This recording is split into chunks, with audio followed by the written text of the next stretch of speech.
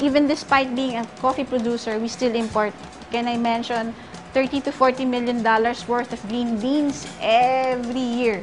So imagine kung pupunuin natin yung pagkukulang na yon, ang dami kagad mapupunta sa farmers. Doon pa lang, puno pa lang natin yung pagkukulang na yun. Second is, we are a coffee drinking nation.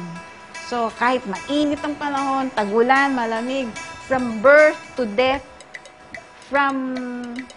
umiinom tayo ng kape. Lahat. From markets A to E. Yung pinakamayaman hanggang sa pinaka down the line na gusto lang may mainit na pakiramdam sa tiyan, umiinom ng kape yan. Ayun. So, the market of coffee is very huge. Ang mga nangongolekta ng coffee beans para sa mag-asawa ay kontento sa kanilang kinikita, bagamat hindi madali ang kanilang trabaho. Okay na okay, walang akong masasabi dahil katulad ng mga nakaraang taon, nakabili na ako ng lupa, napapag-aral ko ng aking mga anak, katulad ngayon, nagpag-graduate ako. Sa pamamagitan ng Alamid, ay kumita ako ng malaki. Lahat na nabili ko ng aking pangangailangan. Sa ngayon, ang mga Reyes ay patuloy na nag-i-improve ng kanilang sinimulan. Ang pinakabagong baby ng mag-asawa ay isang vending machine kung saan maaaring maggiling at magblend ng kape nang walang kahirap-hirap. Matapos ang 5 taon, bihasa na si Mrs. Reyes sa kanyang ginagawa. Sa amoy pa lamang, alam na niya kung tunay na mga civet coffee beans ang iniaalok sa kanya ng mga nangongolektang lumalapit sa kanya. Ang kanyang isinusulong, uminom tayo ng Pilipinong kape. Dahil pag umiinom tayo ng Pilipinong kape, alam mong Pilipinong kape iniinom mo, yung mga farmers, kung saan sila, maraming bibili sa kanila ng kape at magkakaroon ng higher demand for coffee. And coffee now will be planted.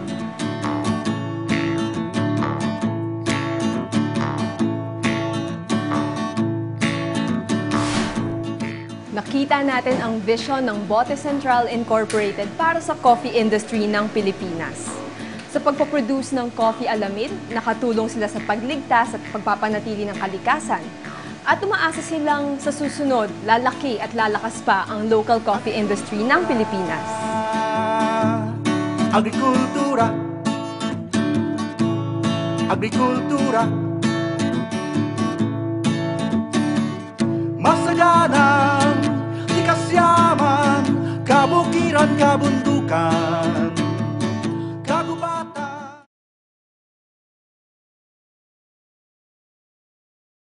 Maunlad na, agrikultura, maunlad na.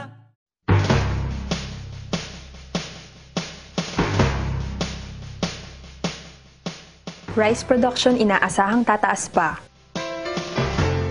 Pinangunahan ni Secretary Arthur Siap ang pagbubukas ng Vaca Dam at inspeksyon ng farm-to-market roads at ilang post-harvest facilities sa lalawigan ng Nueva Ecija bilang bahagi ng pinaigting na program ng Department of Agriculture na nakatuon sa hard infrastructure. Ayon sa mensahe ni Yap, tinatayang mas mataas ang farm output para sa taong kasalukuyan ayon sa pinakahuling datos mula sa DA. Yung first half ng 2008 na 7.1 million metric tons in rice, malalagpasan ng rice production natin for the year 2009. We will go beyond 7.1 million metric tons. It will be the highest registered growth in Philippine history in terms of the first half performance. Anya, ito ay bunsod ng mga programa ng DA na nakatuon sa pagpapalawak ng mga taniman para sa certified at hybrid seeds.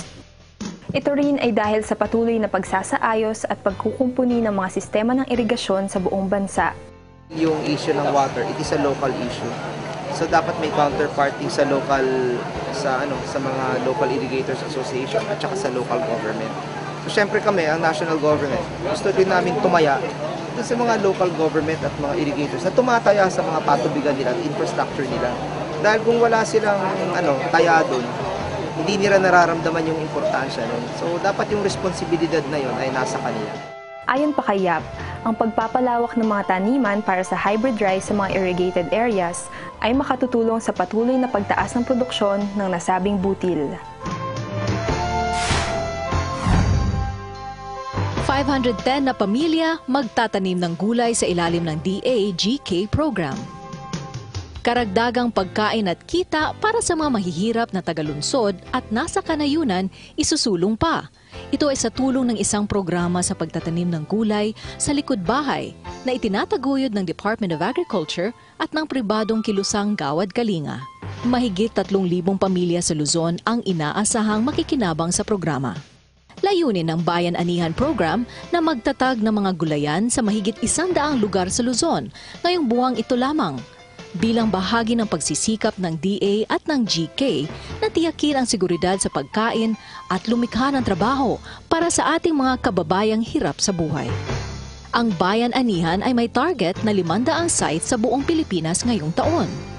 225 ay sa mga GK sites at 275 naman ay sa non-GK sites.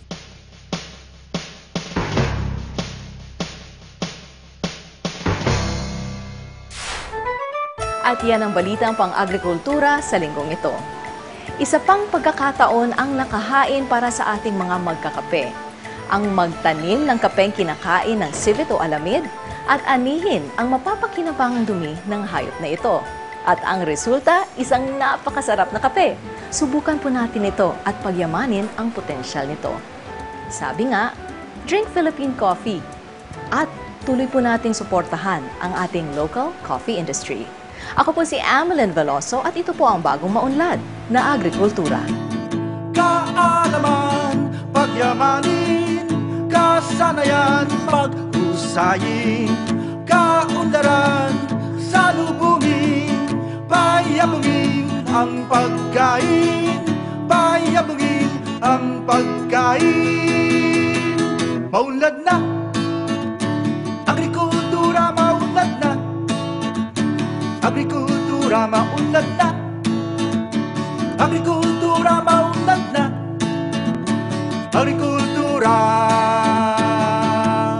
agrikultura,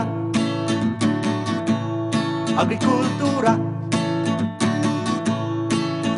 Abilidad ng Pilipino, kayang-kayang magnegosyo, dekalidad ng mga produkto, kinikilala ng buong mundo. Abilidad ng Pilipino, kayang-kayang umasenso, dekalidad ng mga produkto, kinikilala ng buong mundo.